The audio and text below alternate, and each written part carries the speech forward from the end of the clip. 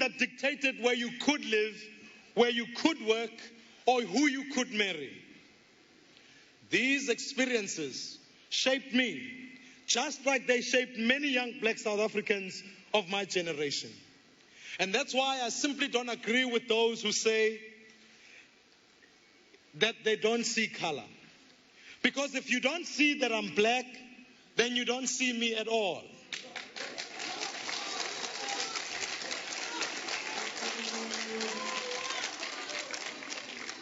This doesn't mean that our skin color must define us forever.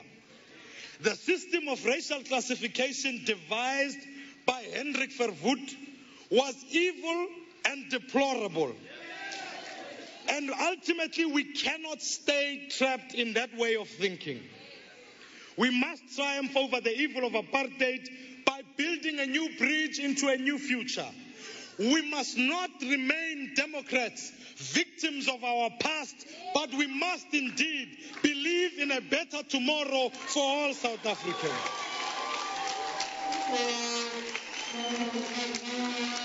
Democrats, we can transcend racial inequality.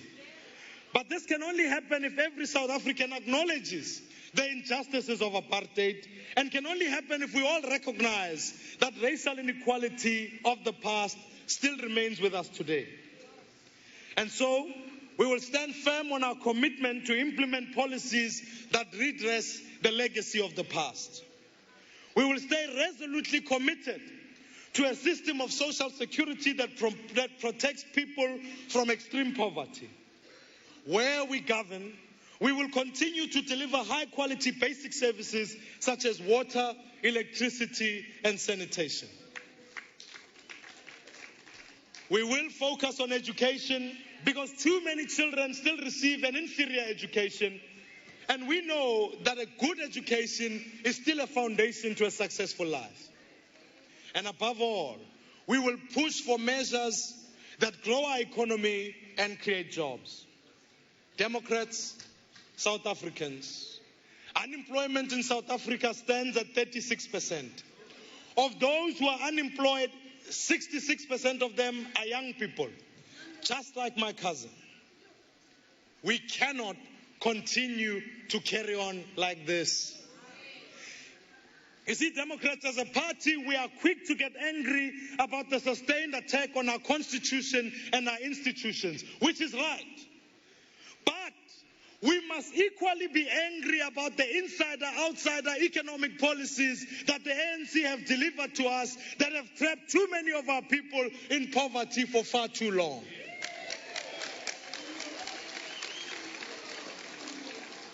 We must structure the economy so that young people have opportunities to start small businesses. An economy where we can leverage state-owned enterprises as skills incubators by offering them apprenticeships. We must move vigorously to roll out a youth wage subsidy that will encourage private enterprise to absorb young school leavers. This is essential so that they can have access to skills and knowledge to build a successful career. Democrats, we need job-creating labor regime where trade unions protect their members, but not at the expense of keeping unemployed people locked out of the economy. Bahlali, Democrats, South Africans, bagaetso. Ka Labohlano, ke ne ke ile mane ko Nelson Mandela Metropolitan University apha ePaarl. I met young people. Enhlangane nabo man. They burn with the ambition to create a better tomorrow for themselves. But let me say this. That like at NMMU, bazawuqhubeka mabafunde from the students of Fort Hare who are dreaming of a different future and ultimately are making a different choice. Siya phambili.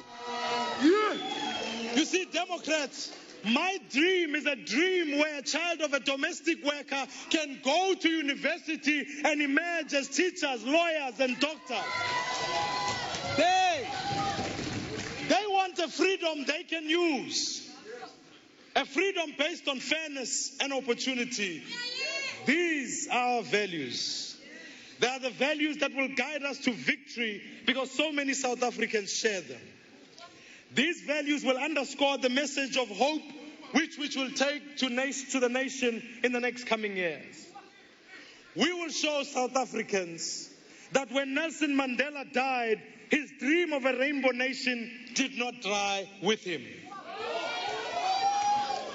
So Democrats, let me quote the words of an American writer, Maya Angelou, who passed away shortly after our beloved Madiba.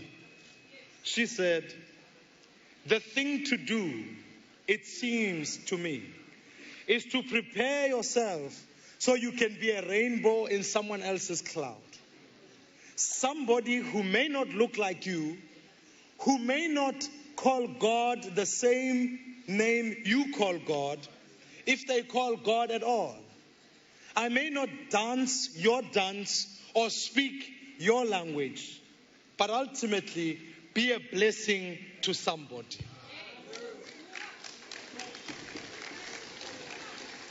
Democrats, we need to be a blessing to everybody.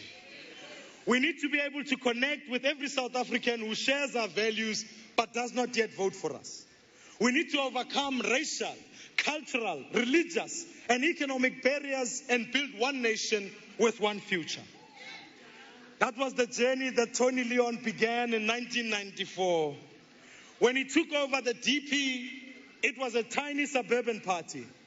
But he managed to broaden the DA's appeal to new voters, increasing the party's support from 1.7% to 12% in just 10 years.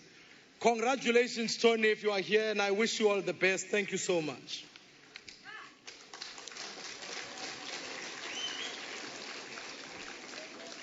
When Helen Zille was elected just 8 years ago, she promised to take this project to a whole new level. It is worth recalling today what she said in her acceptance speech back in 2007.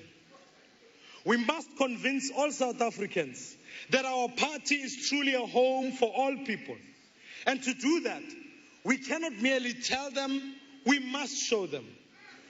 We must not only welcome new members, but create opportunities for new leaders to emerge so that our party looks and feels like the nation we want to lead.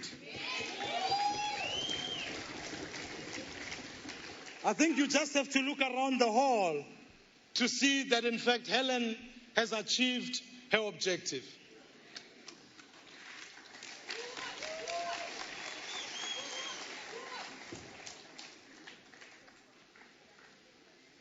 Cheers, Godwa.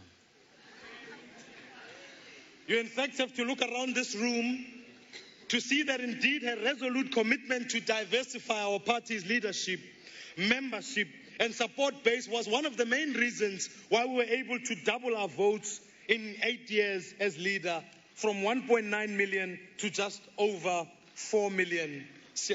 Comment ndicho ndithi uphu Helen ithi siyabulela realeboga onse baya danki siyabonga.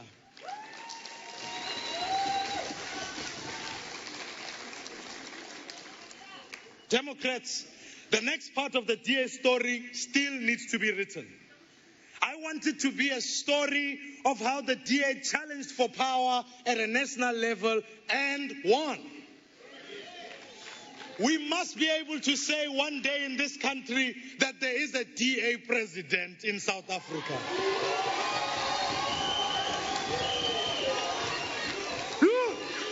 I want it to be a story of a party that was victorious because it stayed true to its own values.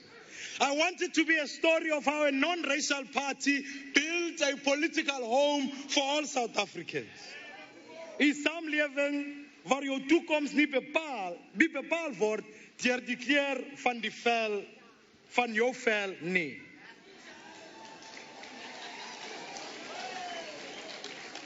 Democrats, it's not going to be easy. It will be difficult because our goal to win support from votes of all races at the very moment that racial mobilization is on the rise. Those who mobilize on race have no interest in building our nation. Their goal is to break down the constitutional democracy so that so many great South Africans painstakingly built. As the legendary Sophiatown poet Don Matera once wrote, bulldozers have power. They can take apart in a few minutes all that has been built up over the years and raised over generations and generations of children. The power of destroying, the pain of being destroyed, dust. Democrats, we need to make sure that our message of hope is more powerful than their message of hate. While they are tearing down statues, we will be building schools and creating jobs.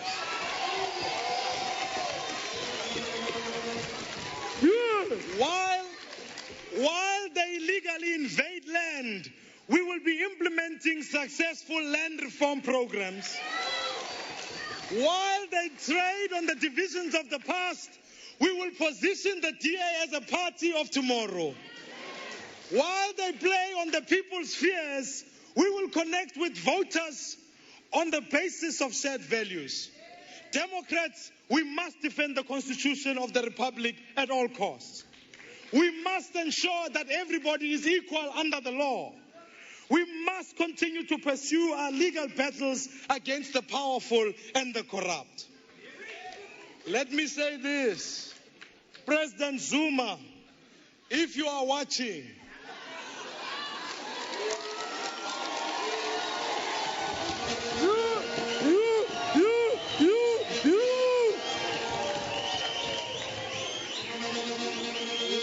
let me say this to President Zuma.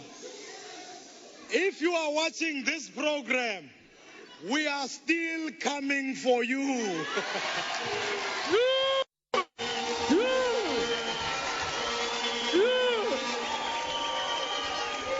Make no mistake, Mr. President, you will have your day in court as you've been asking for. You see, Democrats, nobody is above the law. And equally so, no political party has the divine right to rule this country. So when we talk about the second transition, we refer to the process of political power shifting from one party to another peacefully through the ballot box. Democrats, we can make historical gains in the elections next year. We will retain the city of Cape Town. But please, Democrats, I want to be able to say this in Parliament next year. That you see where Parliament is in a city governed by the DA. That President Zuma, where your office is, in Tshwane, is in a municipality governed by the DA.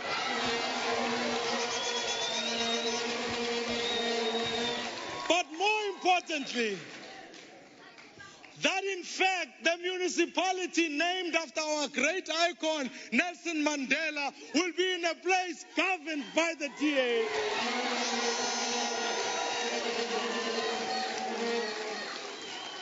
And without fail, the city of Johannesburg is up for grabs. But let me say this.